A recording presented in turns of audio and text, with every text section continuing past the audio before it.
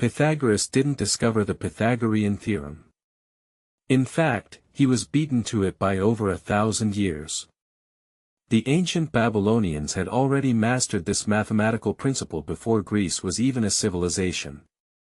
In 1945, a seemingly ordinary clay tablet sat in a Columbia University collection.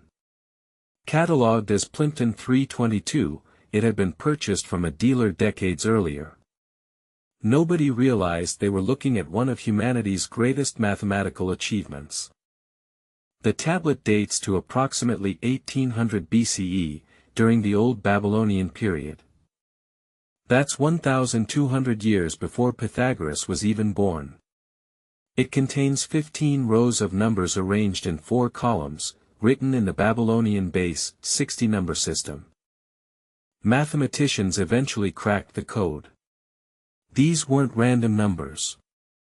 They were Pythagorean triples, sets of 3 integers that perfectly satisfy the equation a superscript 2 plus b superscript 2 equals c superscript 2.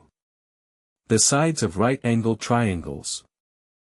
But here's where it gets truly mind-blowing.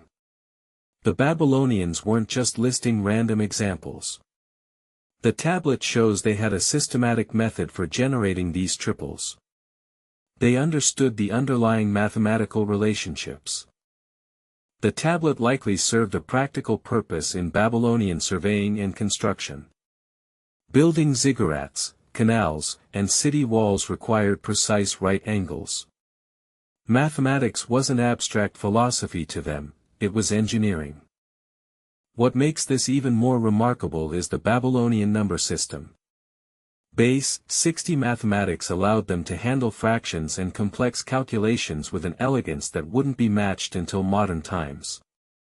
We still use their system today: 60 seconds, 60 minutes, 360 degrees in a circle. Other tablets prove the Babylonians also knew about square roots, quadratic equations, and even aspects of calculus. They had mathematical knowledge that Europe wouldn't rediscover until the Renaissance. Think about that.